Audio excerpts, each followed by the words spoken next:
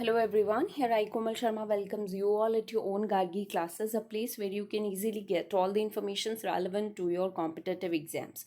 So आज के words और vocabularies extracted है from your editorial discussion of Indian Express newspaper from today only. It's 24th of June 2021. So let's begin with the first word or term. So your first term for today is ceteris paribus. Ceteris paribus का मतलब होता है with other conditions remaining the same, other things being equal.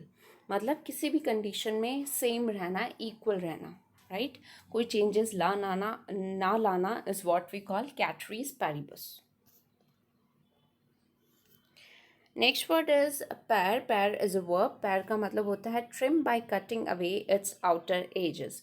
कोई भी किसी भी चीज़ का या फिर कोई सॉन्ग है, कोई वीडियो है, उसका जो आउटर एजेस है, जो अनवांटेड एजेस हैं, ठीक है, जो अनवांटेड पार्ट है, उसको जब कट कर दिया जाता है या ट्रिम कर दिया जाता है, बेसिकली उसी को पैर बोला जाता है. ठीक है, सो कट ऑफ या फिर रिड्यूस, डिमोलिश, हम इसके लिए सिनोनिम्स यूज़ कर सकते हैं.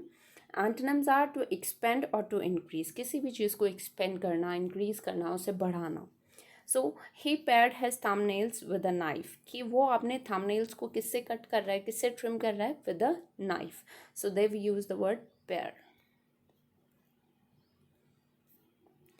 Next word is acrimonious. acrimonious is an adjective. acrimonious का मतलब होता है एंग्री एंड बिटर स्पीच और डिस्कशन. किसी भी इंसान का कोई स्पीच में अगर बिटरनेस हो, एंग्री स्पीच हो, एंग्री डिस्कशन हो, बिटर डिस्कशन हो, ठीक है, हार्शेस्ट या फिर क्रूअल हम स्पीच और डिस्कशन बोल सकते हैं, तो उसी को बोला जाता है बेसिकली एक्रिमोनियस. तो बिटर या स्कैदिंग हम यहाँ पे सिनोनिम्स यूज़ करेंगे for the word एक्रिमोनियस.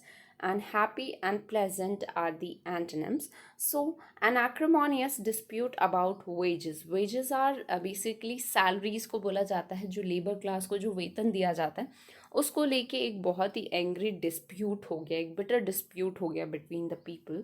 So they we use the word acrimonious. Next word is gratuitous. gratuitous is an adjective. gratuitous का मतलब क्या होता है, done without good reason. कोई भी काम हम बिना अच्छे इंटेंशंस के नहीं करते हैं, किसी को हार्म पहुंचाने के लिए जो काम किया जाता है, बेसिकली उसी को बोला जाता है gratuitous. ठीक है, सो अनजस्टिफाइड या फिर अनड्यू हम इसके लिए सिनोनिम्स यूज़ कर सकते हैं. एंटोनिम्स आर जस्टिफाइबल या फिर नेसेसरी.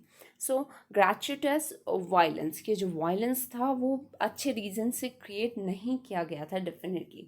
सो ग्रेचुटस का मतलब क्या हो गया, डन विदाउट गुड रीज़न. कोई भी काम करना बिना किसी अच्छे इंटेंशंस के is what we call gratuitous. Next is appalling. Appalling is an adjective. Appalling का मतलब होता है कॉजिंग शॉक और डिसमे.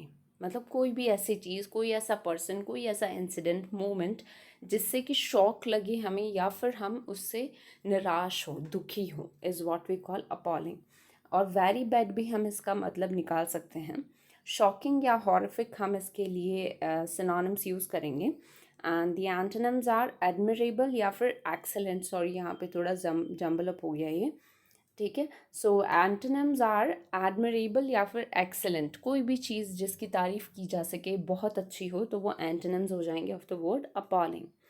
So she suffered appalling injuries during the attack. कि वो सफ़र कर रही है, she is suffering from the डिसमे, और शी सफ़र्ड अपॉलिंग इंजरीज. ऐसी इंजरीज से जिससे कि उसको बहुत ज़्यादा शॉक लगा है अटैक के ड्यूरेशन में. So they we use the word appalling. Next word is coward. Coward basically noun और एडजेक्टिव दोनों का रोल प्ले करता है एक सेंटेंस में, और इसका मतलब होता है person who has no courage and is afraid in dangerous और अनप्लेजेंट सिचुएशन. कोई भी ऐसा पर्सन जिसमें किसी तरीके की हिम्मत नहीं हो, डेयर नहीं हो, करेज नहीं हो, साहस नहीं हो, ठीक है, और वो हर एक डेंजरस या फिर अनप्लेजेंट सिचुएशन से दूर भागे या उससे डरे. सो बेसिकली डरपोक को ही कावर्ड बोला जाता है. सो इसके सिनोनिम्स हो जाएंगे वीकलिंग या फिर sissy. And the antonym is aggressor या फिर हीरो काइंड ऑफ पर्सनालिटी हम बोल सकते हैं, daring. So you are a coward, a traitor और अ थीफ, मतलब तुम एक डरपोक हो, ट्रेटर हो, जालबाज हो, एंड थीफ हो. So they we use the word coward, डरपोक. Next word is bully. Bully basically noun और वर्ब दोनों का रोल प्ले करता है एक सेंटेंस में, और इसका मतलब होता है a person who uses his और हर स्ट्रेंथ और पावर टू हर्ट और frighten people who are weak. मतलब कोई भी पर्सन अपनी पावर और अपने स्ट्रेंथ का इस्तेमाल करे उन लोगों को डराने के लिए जो कि ऑलरेडी कमज़ोर हैं. तो कमज़ोर लोगों को डराने के लिए जब कोई इंसान अपनी पावर स्ट्रेंथ का यूज़ करता है तो उसी को बोला जाता है बुली. ठीक है. ऑपरेसर या फिर हम यहाँ पे टफ सिनोनिम्स यूज़ करेंगे इसके लिए. Antonym is while the person is inferior और weak. So the older boy causes problems at school by bullying younger children. कि जो बड़े बच्चे हैं वो प्रॉब्लम्स क्रिएट कर रहे हैं स्कूल में जो छोटे बच्चे हैं उनको बुली करके. ठीक है. उनको डरा के, उनको धमका के, उनको परेशान करें. So they we use the word bully. Next word is effete. Effete is an adjective और इसका मतलब होता है no longer capable of effective action. कोई भी चीज़ जो अब ज़्यादा लंबे टाइम तक इफेक्टिव ना हो. ठीक है. जिसका असर ख़त्म हो जाए. सो अफेक्टेड हम बोल सकते हैं जो चीज़ आसक्त हो जाती है. ठीक है. या फिर इन इफेक्चुअल बोल सकते हैं जिस चीज़ का असर थोड़े टाइम बाद में ख़त्म हो जाए. So antonym is unpretentious.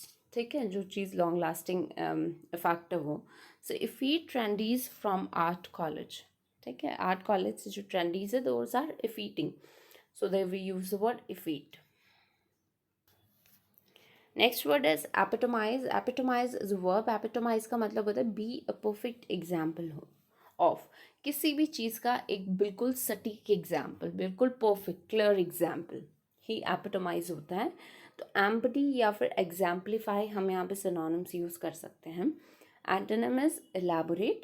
So gifts that epitomize the religious beliefs of the family are often given at baptism.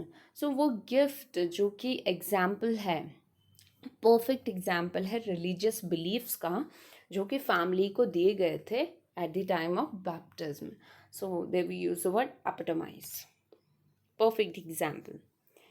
डिस्कम्फिचर. Discomfiture is a noun. Discomfiture का मतलब होता है फीलिंग ऑफ अनईज और एम्बैरेसमेंट.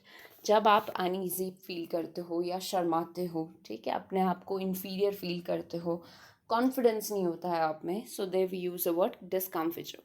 सो ऑकवर्डनेस या फिर एजिटेशन हम यहाँ पे सिनोनिम्स यूज़ करेंगे.